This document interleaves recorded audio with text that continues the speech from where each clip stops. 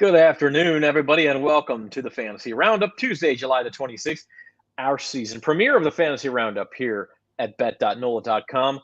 Glad to be with you again. I've missed talking fantasy with my man Spencer the Guru to my right on your screen.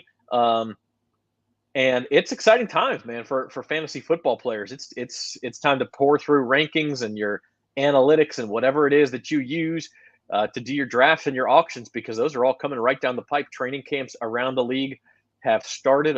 The last bunch of them started today, including the New Orleans Saints. We've got your fresh batch of rankings to go through today, also some rookies to watch, and some injuries to keep an eye on in training camp, which is always a huge deal. And as you just said, Spencer, we have some breaking news, which we'll get to in 1 second. Want to let everybody know, first of all, as always, we are powered by Caesars Sportsbook. And if you have not done it yet, sign up for the Caesars Sportsbook at NOLA.com/Caesars. Get your first bet risk-free up to $1,500. So you can bet a future, you can bet a prop bet, which we'll talk about some as the Fantasy Roundup rolls on this year. Or you can even bet pretty much any NFL game throughout the entire season already has a betting line up on Caesars. So check that out, NOLA.com/Caesars.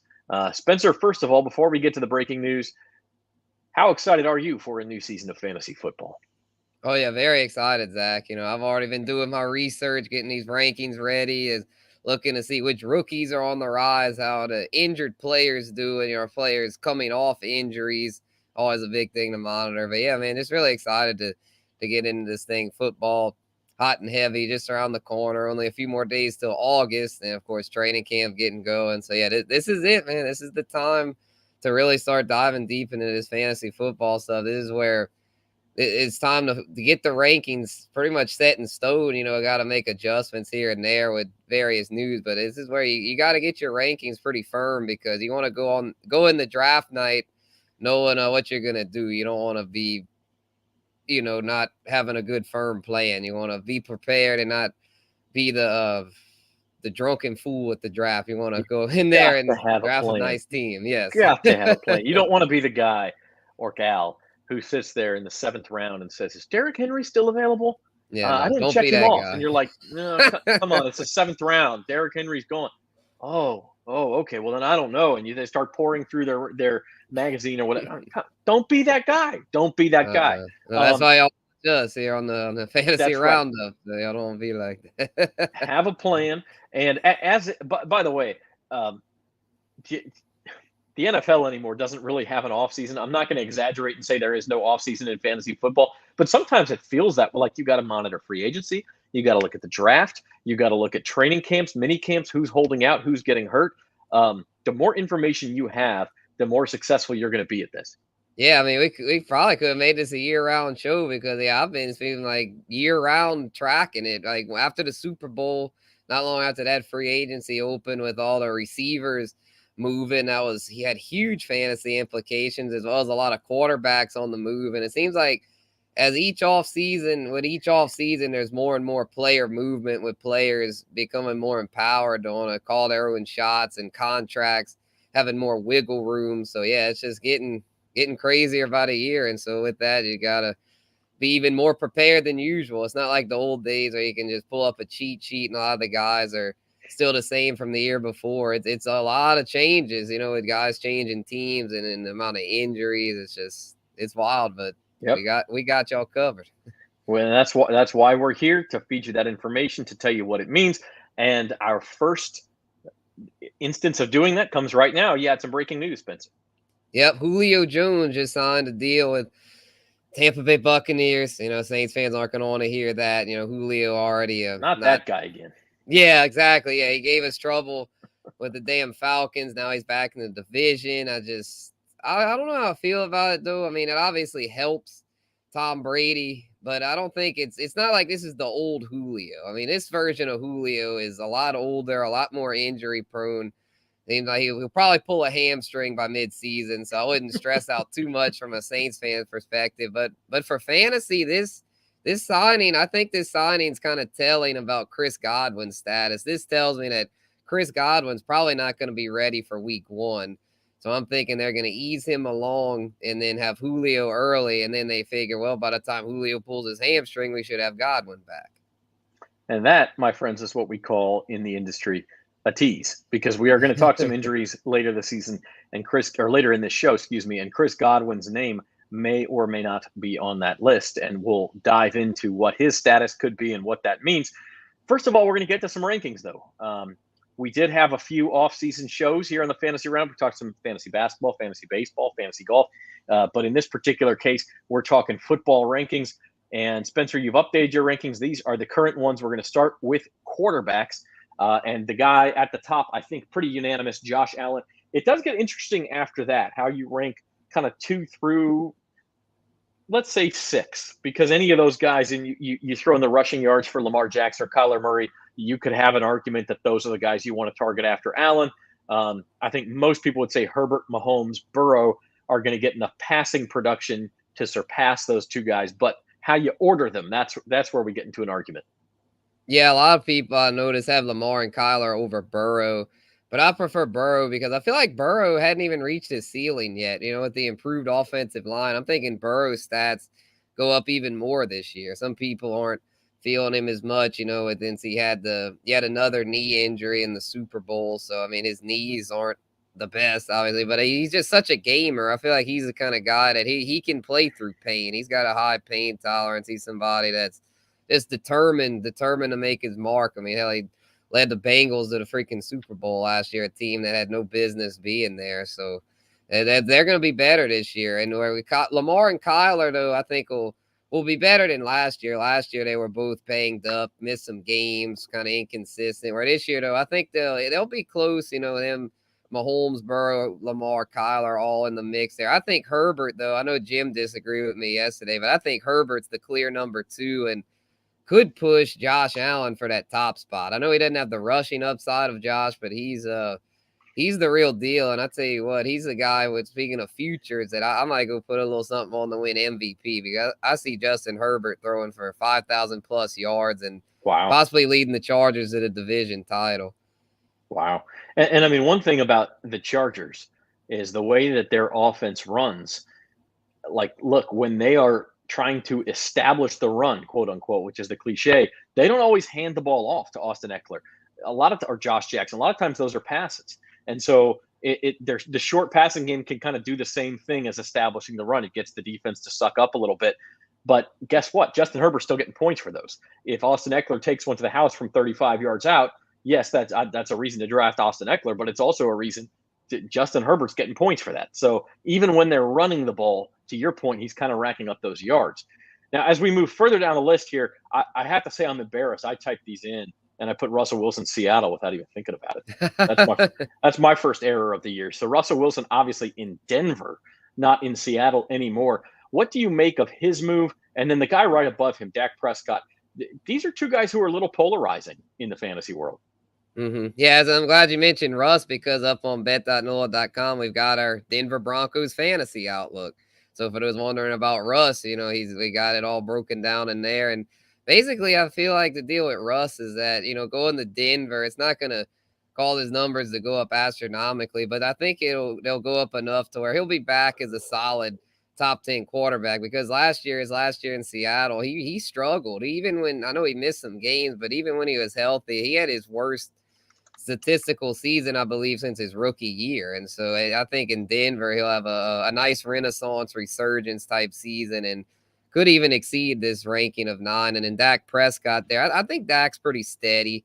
I feel like you know what you're getting with Dak. It's a pretty stable system. They throw a lot over there, and yeah, it's just pretty steady. But man, Tom Brady, I had moved down a little bit with Rob Gronkowski retiring, but now with the Julio Jones sign, and I might have to move Brady back up. I had him at 8. I might have to move him back up now, because this Julio signing definitely gives him a boost, at least early on, with possibly not having Godwin. Yeah. Listen, the weapons make all the difference in the world for a fantasy quarterback. If you don't have them, you got to be downgraded. And that, Patrick Mahomes, again, how much will he miss Tyreek Hill? I guess I'm going to still take a chance on him if the price is right. I think you mentioned yesterday, we were talking about the Chiefs. Like, look, if he slips to the 5th round in your draft where he was going in the 2nd or 3rd round last year, you got to consider that. Depending on the makeup of your team, the structure of your team, what else you have going on. But again, it is a risk. It is a risk. All right, let's move on to running backs. By the way, if you have a question, and we did get, I think we're getting one in the comments here, drop it in the comments. Spencer is here to help. And in fact, let's go to that question because it's a doozy. All right, so Regier Productions in a 32-man dynasty league. I'd like to know exactly how that works because you basically have that's every player rostered, pretty much every starting player rostered in the NFL. But that's a very deep league. Offered to trade second, third, and fourth round next year with a second, third, and fourth the following year, and he gives up Hunter Renfrow. So he basically is getting draft picks a year early and giving up Hunter Renfrow. I would say it's Spencer. I'll let you answer, but it's difficult to say without knowing the construction of your roster how much are you missing Hunter Renfrow in a 32-team league. That guy is pretty valuable. Mm-hmm. Yeah, I think it just kind of comes down to how do you feel about your team this year. Like if you feel, because in a 32-man league, that's one of those things. If you feel your window is now to win, you've got to take advantage of that because I'm sure there's a lot of awful ebbs and flows as far as some years you're among the contenders and other years you've got to rebuild. And let's see, his other receivers, Mike Evans, DeAndre. Okay, yeah, honestly, man, if you feel like you're in win now mode, because if you trade Renfrow, that's basically you're punting that second receiver spot. And to me, I couldn't swing it. I know you're getting a lot of picks, but unless you feel like you need a rebuild, I'm keeping Renfrow because Renfrow is a quality piece. And in a 32-team league, it's not like you're going to find anything off the waiver wire. So I'd probably just keep him unless you feel it's just you need to rebuild and restructure.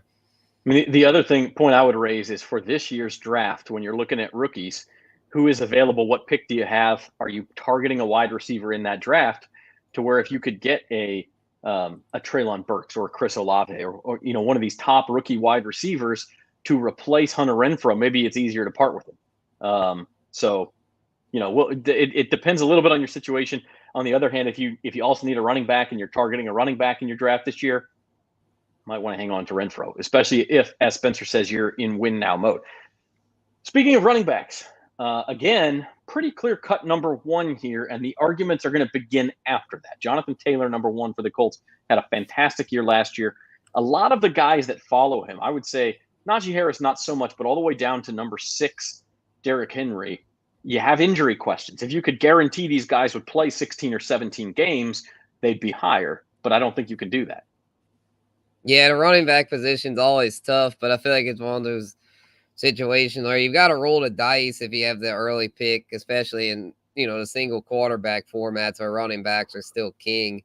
So yeah, it's just tough though because a lot of these guys have concerns. I feel like JT and Naji are the clear cut top two because they don't really have many concerns. They're both young. They stayed healthy last year. I feel like they'll both play almost every game this year. Eckler and CMC, not as much with the major injuries. I'm saying them and Cook are all with the nagging stuff. Henry, though, coming off the major foot injury, he came back for the playoff game, but wasn't quite as explosive in that playoff game. So we'll have to see if he can regain that or if he's just going to be on a decline. I think, though, that he'll, at least in the first half of this year, do pretty well there and it'd be a solid RB1.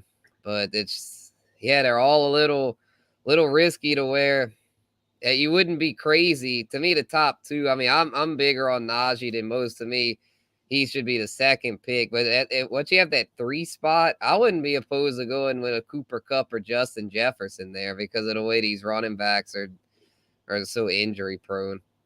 Yeah, I mean, one strategy that's out there, especially if you can't get one of the top 2, 3, if you want to take a risk, say the top 6 guys, is the 0 RB strategy, where you don't really draft any starting running backs. You use your early picks, you stock your wide receiver room, you get a good tight end, you get a good quarterback, and then you come back and you grab some, like, let's say second string running backs that aren't really second string. Tony Pollard in Dallas, Melvin Gordon in Denver, Michael Carter for the Jets. Guys who aren't necessarily starters, who aren't going to be taken until the 8th, 9th, 10th round, but could end up being starters halfway through the year. And now if that happens, you've got a stacked wide receiver room and you've got a good running back room and you can win leagues that way. It is a risk, though. How do you feel about a zero RB strategy, Spencer? Yeah, it is risky. I've tried it before. A guy that I did it with and that I actually felt pretty good about my team afterwards was A.J. Dillon.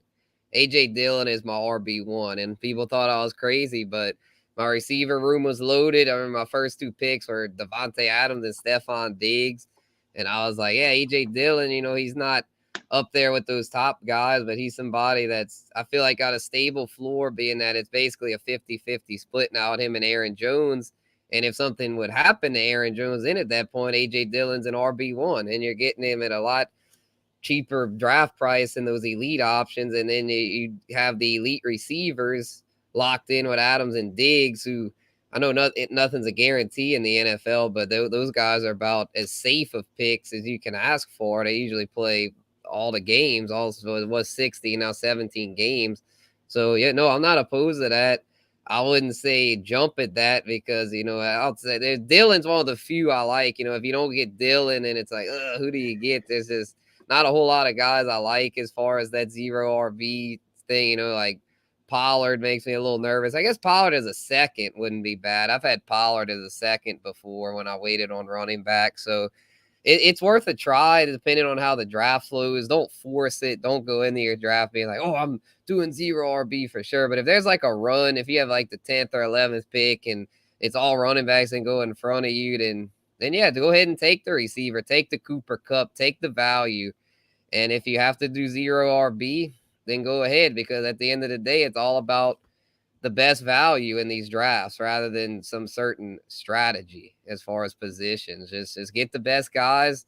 And if it's, if your RB1's not quite as strong, it's all good because your elite receivers will be outscoring the other team's receivers. Yeah, I mean, I think you're exactly right. It depends on how the draft goes or the auction. If the running backs are going off the board, they're super expensive early. Or like you said, you have the number 3 pick. You decide Cooper Kupp is a safer bet than any of the running backs at that point. And now in a 12-team league, you're not picking again until number 22. So all of the elite running backs will be gone by the time you come back around. Maybe you do use a couple more picks on wide receivers. Go zero RB. For those who are newcomers, zero RB does not mean you literally don't take running backs. It just means you're not taking any guys who are listed, say, in the top 15 or 20 of the rankings. You're going to kind of speculate. You're going to take some chances, buy some stocks low, and hope that by halfway through the season, one of those guys becomes the Michael Carter of last year for the Jets. He's a perfect example, a guy who was drafted like in the 12th, 13th, 14th round in most drafts last year, and he got hurt. But before that, he had turned into a borderline RB1. And so you can really make hay with that strategy. What you're doing is betting on the opposite of these guys who are going to take Christian McCaffrey or Derrick Henry or Austin Eckler and hope they don't get hurt and say, well, this is a great pick if he stays healthy. Well, if he doesn't, you have the handcuff, and now you have a much better situation on your roster because you took receivers so high. So yeah, I mean, it's a strategy that's out there. I think it can make sense. It does depend on your situation. Yeah, but I feel like if you have an early pick, like if you have like one of those 1 through 6, to me, a strategy that it's a trendy strategy that's making sense to me that I need to try it out because it makes a hero RB. It's called, where you take one elite running back with your first round pick, and then with the rest of your picks, just stack up on receivers like your 2nd through 5th round picks. Just stack receivers with those, and then have your RB2 not be quite as strong, but you've got that, that elite running back to carry you, because as long as you have that one elite running back, the RB2 spot sometimes can be filled on the waiver wire. I mean, look at last year, you had like Elijah Mitchell, Cordarrelle Patterson, Rashad Penny at the end of the year. A lot of times you can find those kind of waiver wire darlings for one spot. You don't want to have both spots being vulnerable. If you have one spot that's locked in, like if you can get Jonathan Taylor, take a bunch of receivers, and then hopefully get your RB2 in the middle rounds or maybe even on waivers, I could see that being the move. Because I mean, if you have that first pick, you don't want to go zero RB because you don't want to pass up on the likes of JT or Naji. Yeah, I agree. I won the league last year where I took Joe Mixon with my 2nd round pick. Actually, my 1st round pick was Devontae Adams. And then I didn't take another running back. I may have told the story. My draft was the night of Hurricane Ida. And so after my first 2 picks, the power went out. And I had preset rankings because I knew that was a possibility. And so I wasn't totally high and dry. But this is the problem with auto drafting, right? If the power goes out, no cell phone service, my rounds 3 through 9 were either wide receivers or quarterbacks. The So computer it didn't gave take you another running it back basically for me. did the hero So I RB had for to, you. yeah. And guess what? I won the league because what I had done was I pumped Jamar Chase way up in my rankings. So I ended up with Devontae Adams and Jamar Chase. And I believe I had, I'm forgetting my third wide receiver, but he was also real good. And then Didn't you have my Cooper running, Kupp? yeah, it wasn't Cooper Kupp, but Oh, okay. my running backs were mixing, and then I just had to kind of rotate as the year went on between Michael Carter, whom I mentioned, Melvin Gordon, and eventually was able to swing a trade for David Montgomery because he gets hurt, and that left that owner desperate and was able to make a trade for a couple of guys and got David Montgomery, stashed him on IR, and that's who I ended the year with, and so I was able to win my championship that way. So it is possible. Got a question here before we move on to receivers from Elliot Gidry, a 10-team PPR keeper league. He can keep Michael Thomas in the 6th or Patty Mahomes in the 7th. I know my answer, Spencer, but you go ahead. Yeah, this one's easy for me. To me, you got to keep Mahomes. I mean, elite quarterbacks like that don't grow on trees, and you're getting him cheaper than Michael Thomas, who's coming off major ankle surgery. We don't know if he's going to be 100%. Even if he is, what if he re-injures it? What if he doesn't have the confidence to cut like he used to and be his elite self? So yeah, I'm off of Michael Thomas this year for fantasy. I hope, as a Saints enthusiast, I hope he can bounce back. But as a smart fantasy investor, I don't want any part of it. Just way too risky. Or Mahomes, that's money in the bank. Give me Mahomes in the 7th. Yeah, I'm on board with that too. I think here's how easy that decision is for me. You could go get Michael Thomas, even if he shows that he's healthy, probably in the 5th or 6th round in a regular draft. You could not go get Patrick Mahomes in the 7th round of most drafts. So that's where the value is. Michael Thomas, look, he's got to. I don't know when your draft is, Elliot, but he's got to prove to me, number one, that he's out there and healthy and is playing. And if he can't do that before your draft date, I'm certainly not going to take him. Even if he can, I think you could probably still get him in the 6th round if you're really optimistic about Michael Thomas. You're not getting Mahomes in the 7th. So that one's easy for me. Moving on to some wide receivers. This is an interesting one, too. Cooper Kupp had one of the best seasons in the history of the NFL last year. Wide receiver. He won the wide receiving triple crown, yards, touchdowns, and receptions. But you have him at number 2, sandwiched between a couple of LSU guys. Right. Yeah, I try to avoid drafting players coming off historic seasons. Like the year with Christian McCaffrey, that the thousand. I didn't want to. I used to say didn't say not to draft him next year, but I wasn't like all gung ho to do it. Same thing with Michael Thomas. Like, those were extreme examples. They did horrible following their historic seasons. But even guys that even like Adrian Peterson coming off his historic season, I don't think was, he was still good the next year, but wasn't as good. So I'm thinking Cubs numbers regress for sure. He'll be among the top 5, but it's just hard for me to believe he's going to do that well again, because I feel like defenses are just, they're going to be like anybody but Cooper Kupp. They're just going to key in on Kupp, to where I feel like guys like, Allen Robinson, Van Jefferson, Tyler Higbee, they're going to force the other guys to beat them the running game. Like teams are going to really lock down on Kupp, to where I just don't see him having that kind of insane season. Where Jefferson, though, Jefferson is the clear cut number 1 on the Vikings, but I feel like they're going to be doing some new things this year with Kevin O'Connell as their head coach, getting him out in the space more, stretching the field, and Adam Thielen on the opposite side of him, where they can't completely double team him.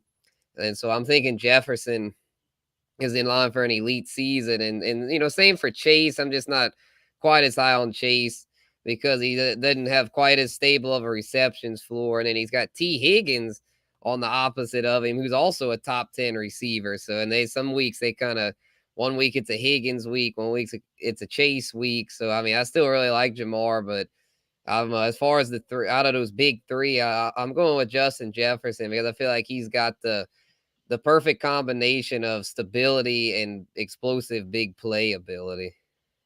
Want to move further down the list here. A couple of names: Devontae Adams, new names in new places. Devontae Adams in Las Vegas, Tyreek Hill in Miami. The other one I'll bring up is AJ Brown in Philly.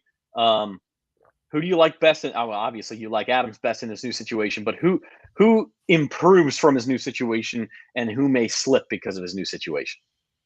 Yeah, honestly, I think they all slipped to some degree. None of these new situations were as good as their previous situations. I mean, but Adams, I don't see slipping a whole lot. I think he'll still be top 5 because we going from Rodgers to Carr. It's not going to be as bad of a drop off as some are thinking. I mean, him and Carr were teammates at Fresno State. I know it's been a while since they were in college together, but they were elite in college. Yeah, that was an elite duo. I believe Adams had like 22 touchdowns is his last year there, and so he'll pick up where he left off. He'll have I think in a top 5 year. Whereas Hill, I think Hill sees the biggest drop off. Going from Mahomes to Tua. I think his numbers dip. Still be a top 10 guy, but no longer top 5. And as for AJ Brown, I don't see his numbers changing a whole lot. I think he stays about the same. Going from Tennessee, a run first offense, to Philly, another run first offense. So his concern more is his health. He's had a lot of injuries as a young player, but hopefully he can stay healthy this season. And if he does, I think he's probably got a little more upside than Hill, but it's just he's had a lot of injuries, man. He's got to stay on the field. The news of the day: Julio Jones signing with the Bucs. Any effect at all on Mike Evans? I know you said you think that may be a sign more about the Bucs' confidence in Chris Godwin's ability to be ready for the season.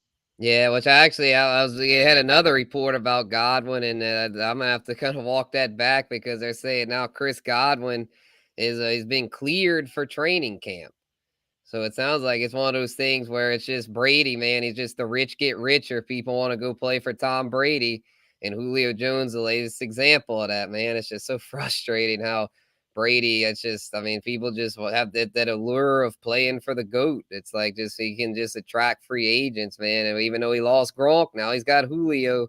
So so yeah, Mike Evans, though, I still think he'll be a borderline top 12 receiver. But yeah, now with Julio signed and Godwin looking better, it's just going to be a lot of mouths to feed over there to where Evans is being pushed up draft boards a lot because of Gronk retiring, but second round, way too high, in my opinion. If you can get him in the 3rd or 4th, that's not bad considering he's a double-digit touchdowns guy. Not many receivers get double-digit touchdowns, but it's just with all those other options, it's just he's not going to get the volume of like a Devontae Adams or a Cooper Kupp to be worth selecting in one of those like first 2 rounds worth of picks.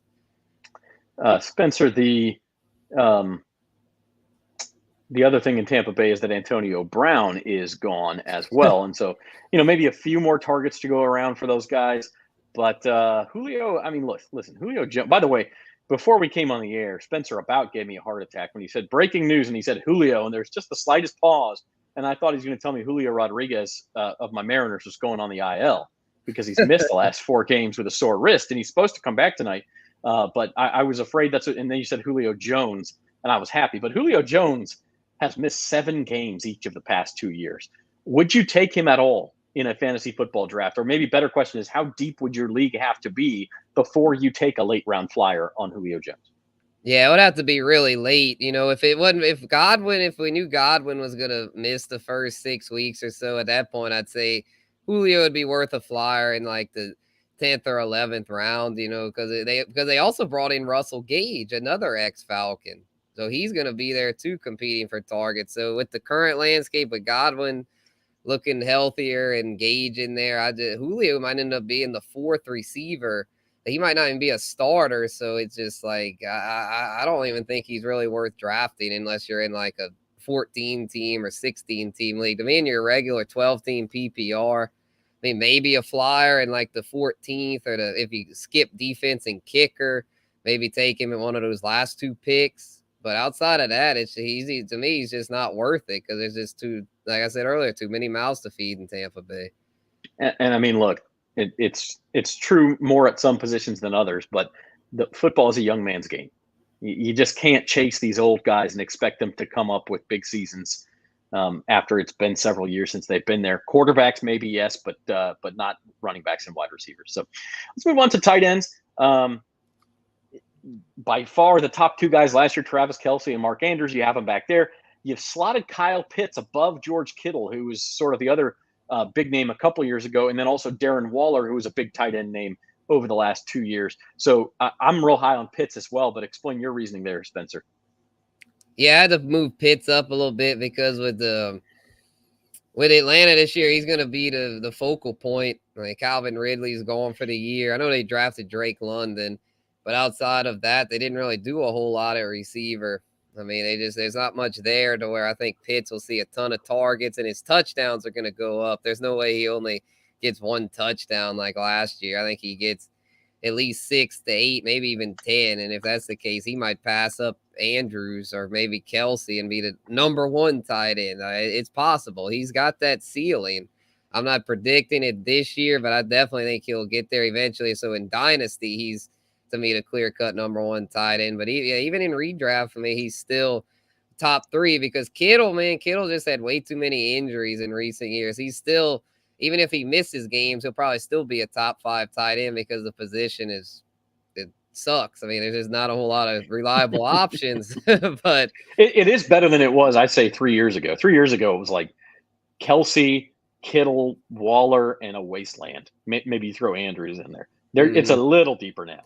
Yeah, at least now you got like Schultz and Hawkinson. I really like Schultz for this season because Amari Cooper's out of there in Dallas and Michael Gallup's coming off a torn ACL. I think Schultz could get 1,000 yards this year. I really do. Schultz, to me, is the best value pick because to get one of those top 4 guys, you're going to have to pay a premium. Hell, even Waller a lot of times goes high. I'm not feeling Waller this year. I think Adams' addition is going to kill his statistical output to where he'll still put up numbers, but not nearly what he did without Adams, where Schultz, I think his numbers have nowhere to go but up. All right, so to this point here on the Fantasy Roundup on bet.nola.com, Spencer and I have talked about his new rankings for the season and really from a redraft perspective, right? So this is if you just do a new draft every single year, you lose your team or maybe you get 1 or 2 keepers, but for the most part, you're drafting. Now let's go into an area where dynasty leagues, where you can really get an advantage, and that's looking at the new crop of rookies. Who is going to come in and make an impact in year 1, like Jamar Chase did last year, like Kyle Pitts did to a certain extent last year, and then who is somebody to avoid and maybe let somebody else use a high pick on, or he's a couple years away, and so you don't necessarily want to take him. And Elliot led us right into it. What rookie running back should we be looking at? Here we go, rookie running backs from the draft, and this is kind of in rough order of how you prefer them. Yeah, it's about the right order. That's pretty much how I have them ranked. Breece Hall, definitely my number 1 rookie, being a stepping into a good situation there at the Jets. As far as they've improved their offensive line, the committee there, I don't think will be too bad. Michael Carter, if anything, Michael Carter's best serve as a compliment. I mean, he was a compliment in college. Devontae Williams was the lead back at North Carolina, and Carter thrived in that complimentary role. So he can go back to that, and Breece Hall take over as the bruiser, the workhorse. He can catch passes as well. I think he's a very strong second running back with top 12 upside. And Kenneth Walker I like as well a lot in Seattle. I know the offense stinks, but he should see a lot of carries there with Rashad Penny being very injury prone. And we had some more news today with Chris Carson. Chris Carson, unfortunately, had to announce his retirement. The neck injury he suffered was, I guess, too severe for him to return to football. So no more Chris Carson there in Seattle. So Kenneth Walker should see a big workload right away. And we know that's a run-first team with old Pete Carroll. James Cook, Damian Pierce, I like their situations. Pierce is just not a whole lot of competition for carries outside of Marlon Mack, who's very injury-prone. And Cook, Devin Singletary's nothing special. So Cook, I definitely think will get in a lot on third downs and could even see some early down work in one of the best offenses in the league. And then Tyler Algier and Rashad White, like Algier's situation being that they don't have a whole lot there. It's kind of like with Pierce, he should see a lot of carries early on, not the best offense, but should see some volume. And then White's more the opposite. He's going to be behind Leonard Fournette, so might not see a whole lot of volume, but in that offense, he has a lot of upside, especially if he gets some goal line opportunities. And I feel like so far he's made a good impression there. Out of Tom Brady's kind of picky with rookies, but if White can get on his good side, then he's got a shot to be a bargain late in drafts. And these are guys you could look at in a zero RB situation and really, Spencer, what you're talking about here is opportunity. It's like Naji Harris last year. I'm not sure Naji Harris is the most talented rookie running back last year.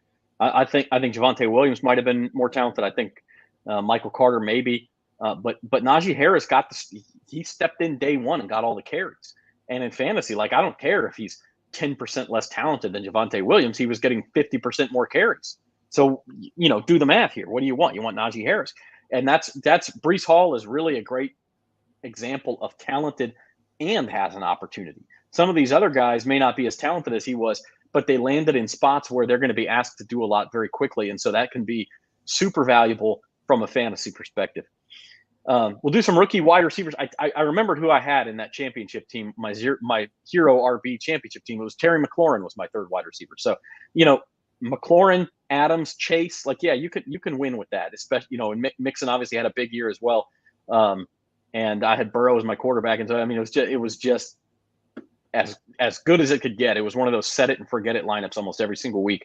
I think I had to worry about my flex and I Kyle Pitts at tight end. So I had to worry about my flex, and that was about it. So if every season could be that easy, boy, we would take it. Yep. Let's look at some guys who, speaking of Jamar Chase, is there a Jamar Chase out there this year? Talk about your rookie wide receivers. I have one of these guys that I particularly like.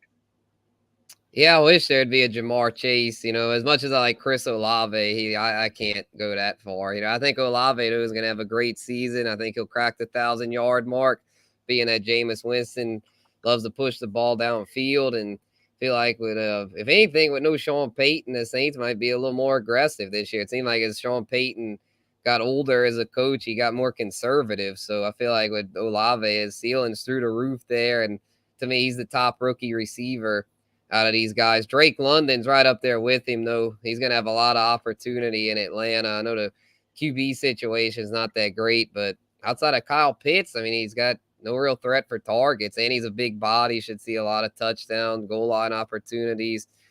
Trey Burks there, he's got a good opportunity too. It's just in that offense, not a whole lot of pass volume, and he's going to be competing with Robert Woods.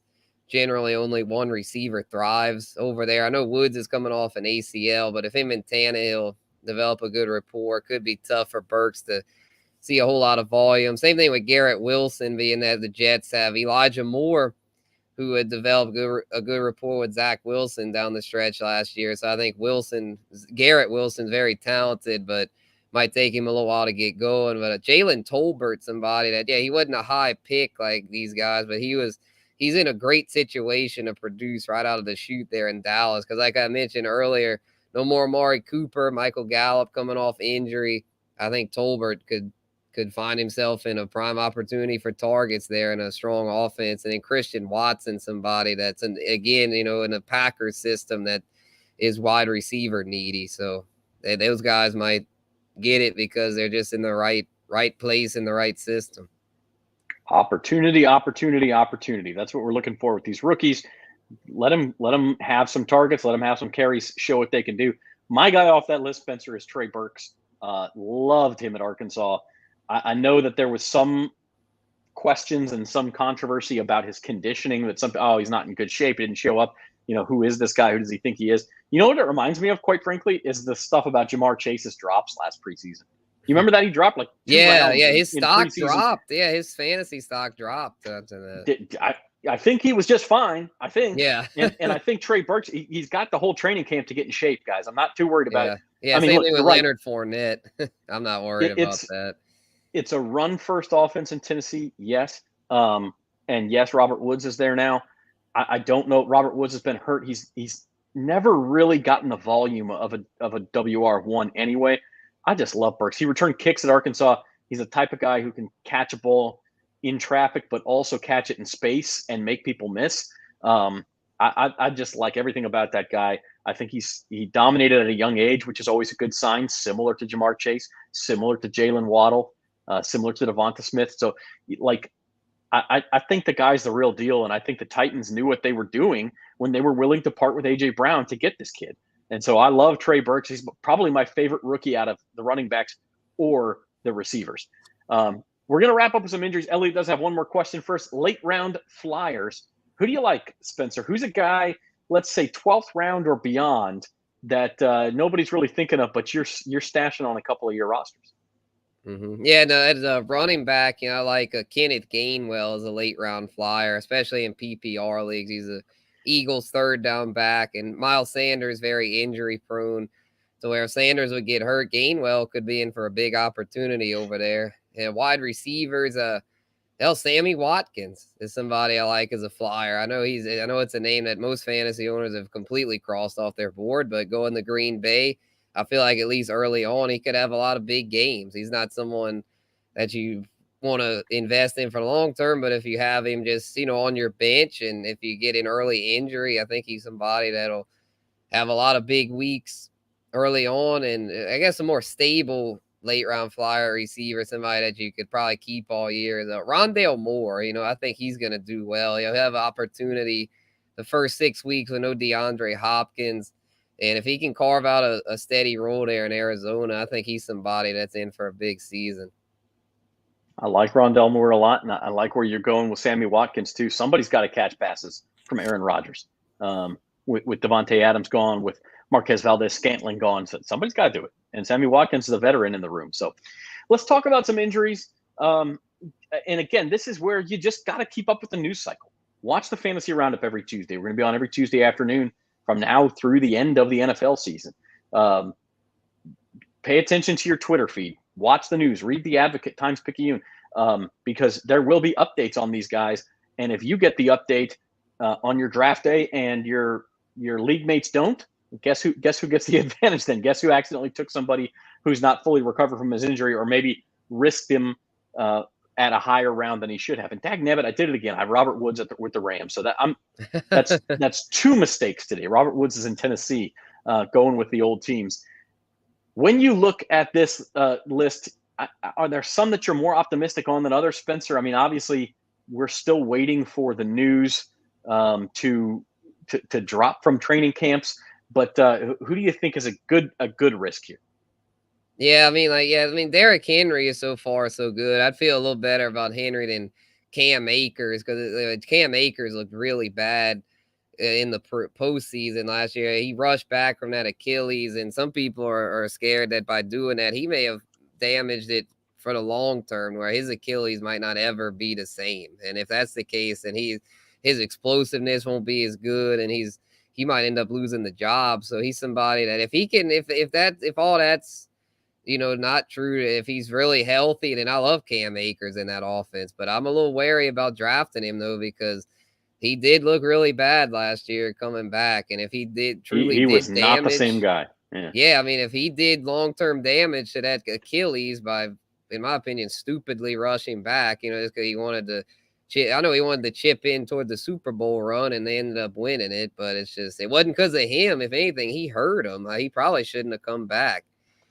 And yeah, that was crazy. And then Travis Etienne, I really like him this year, and I think he's 100%. It looks like, I feel like he's gonna come back and have a huge year. Where J.K. Dobbins, though, he's on the PUP and not looking too good for JK as far as being back for week 1. There was a report that said he's probably going to start on the PUP list, but then he himself refuted it by saying, "No, my plan is to be back for week 1. Y'all need to check y'all sources." Like, he was like really. We all make plans. We all make plans, man. Exactly. Just because you plan. Look, I think a rule of thumb is you got to see them play before you draft them. That's unless you're getting a super value because they just fell 3 or 4 rounds. Like, I made the mistake in my other league last year of drafting Michael Thomas. Saying, he's going to be back after 6 games. And I think I wasn't the only one. We had that question from Elliot earlier. He took him in the 6th round. Like, because you think, when he comes back, I can plug him in as a high-level wide receiver 2, and he'll be great. Well, he never came back. And so my rule of thumb is if you don't see him play at least a series or 2 in the preseason, I'm not drafting him. I'm not, like, Michael Thomas, a good example. He's still on the PUP list. He's supposed to come back at some point in the preseason. If he doesn't, forget about it. I'll let somebody else take him. Maybe I'll get burned. J.K. Dobbins also. Maybe I'll get burned because he was just gearing up to be ready for week 1, and it'll be a medical marvel, and he'll do. But you know what? I'll take that chance. I'll get another good player at that spot who I know is healthy, and I'll take my chances. Yeah, but then another one I'm not messing with is James Robinson, because at least with Travis Etienne, his injury occurred in the preseason last year, so he's had plenty of time to get back. Where James Robinson's injury occurred late in the regular season, so and it's an Achilles too. And I feel like he's probably rushing back to where I mean, we saw Cam Akers last year after he rushed back. It was ugly. And I don't see James Robinson being healthy. And he looks like they didn't even put him on the PUP list. Like he's determined to make it back. But I just think that's foolish. Like I think he's going to end up. I just don't like that. I feel like it's a player that I'm not touching. It's one of those ones that's like, I mean, he's a feel good story. You know, was he a late round pick, UDFA? You know, I wish him well, you know, from a real life perspective. I hope he comes back and does great. But as a fantasy manager, like I said earlier, Michael Thomas, it's just one of those, you got to make business decisions. And to me, it's just not a smart idea to draft a player coming off a major injury like that, especially one like Robinson that's trying to rush back. Wise words from Spencer the Guru here on the Fantasy Roundup on bet.nola.com. And as I mentioned, we're going to be with you every Tuesday afternoon from now until the end of the NFL season, until the week after the Super Bowl. We're going to do waiver wire reports every Tuesday, who you should be targeting on your waiver wire. We're going to look back at the week before. We're going to look at some DFS plays, some high leverage DFS plays for every week. And in the preseason, look, we'll talk some auction strategy. We'll go through rankings. We'll follow the training camp news. We'll keep you up to date on that. And we're also going to get into some prop bets this year, Spencer. So we got a lot going on. Yep, we sure do. Yeah, then one more note about the injuries. You know, Godwin, he's another one. His injury occurred pretty late in the season, and I know he got cleared for camp, but I'd be a little wary about drafting Chris Godwin, because like we said earlier with Tampa Bay, a lot of mouths to feed over there, and if they might ease him back a little bit to where, you know, with Julio there, Godwin might not see, even if he's there for week one, he might not see the same allotment of snaps. So just because he's cleared, I wouldn't go reaching for him either. I would say, unless he would fall to like the 7th or 8th round, I'm not drafting him. Absolutely. I like that. I don't like taking a bunch of risks unless you're in a real deep league. If you're in a real deep league, maybe it's worth it, because to win that league, you've got to have something special happen. But if you're in a 10 or 12 team kind of standard fantasy football league, there's plenty of good players out there. Don't roll the dice on somebody if they're not healthy. Don't do it. And by the way, every year in the first 3 or 4 weeks, the waiver wire is chock full of guys who end up being league winners, like Cordero Patterson was last year. I mean, Elijah Mitchell, just as a couple of examples. Joe Burrow was on some waiver wires early last year. Like, these guys are out there because they're good players, but we're not sure, and even those of us who follow it for a living, like, we're not sure what goes on behind closed doors at training camps. We're not sure exactly what each team's got. And of course, there's no way to predict all of the injuries. So you just take your chances. So that will do it for us for our first edition of the Fantasy Roundup for the 2022 football season. Glad you could be with us. We'll see you next Tuesday. We'll also see you live here on these same channels, 4 p.m. Thursday, for our latest edition of Bayou Bets. We'll be joined by Jim Derry. We're going to be talking a lot of AFC West. We'll also talk some baseball and college football on that day. So for Spencer the Guru Urquhart, I'm Zach Ewing. Have a good one, everybody.